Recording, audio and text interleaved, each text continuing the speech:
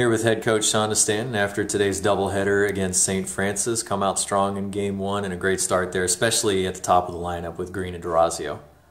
Yeah, KG led off for us today, had 3 hits, 3 stolen bases, 4 stolen bases in game one. So she's inching closer to breaking Sierra Davenport's record, which is really exciting.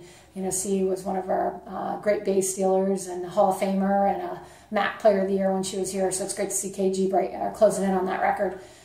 Again, KG is providing that great senior leadership at the top of the lineup. E had a nice game behind her as well. Made some nice plays in that game. Dixon was strong on the mound. Rocky gives us a 3-run homer. We had 12 hits in that game. We did a lot so well. Got off to that start fast in game one, and unfortunately we just didn't play a full day of softball today. Well, and even in game one, Taylor McCord going 3 for 3, providing that 2 RBI double. Just talk about the job that the sophomore has been doing at the plate this year. No, McCord's been outstanding for us, and that's been a difference maker. She's really stepped up big, and she's been really consistent, and that's been huge, is that consistency at the plate. We know what we're going to get out of her, and you see her confidence just continue to grow and grow, and we need somebody in the middle part of that lineup, in the middle of the lineup, to do big things for us, and I feel so confident in those kids, McCord and Rocky and Caddy and Dice. We've got a lot of options there in that middle part of the lineup, so I'm excited about what McCord's doing. Yeah, you already alluded to it a little bit. So the win in game one, come out a little bit more rough there in game two, and just couldn't quite get it there once again.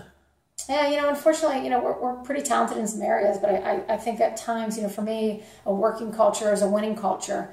And I think some of our kids, whether it's just youth or just character trait that needs refined, we don't know how to work, and we haven't earned the right to be successful in some of the key spots that we need.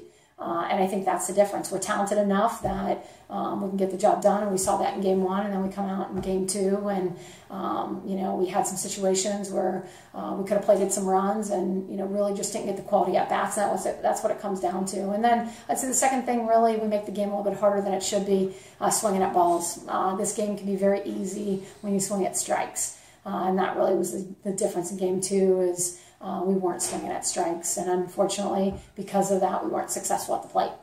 It's now back on the road once again this weekend, heading down to Birmingham, and UAB, one of those teams that with Marshall, no matter who's having a rough season, always a good battle between these two teams. It is. We've got great history matching up in this USA tournament. 3 straight years we matched up with them, and so it's always been a competitive series and a good rival in conference. Sitting last week was fun to be able to have Easter weekend off and just kind of watch the games play out, and crazy things happen in a weekend, and we saw a lot of different things. You see UTEP come out, and after we had swept them, they've swept 2 opponents, and now they're sitting in first in the other division, and they swing the bat well, and so it's going to be fun to see how things shake out. And every given weekend the standings can change drastically, and so we're excited to go down to UAB, and we'll have to put full days of softball together and just go out and compete 1 pitch at a time, and it'll be fun to get back into conference play.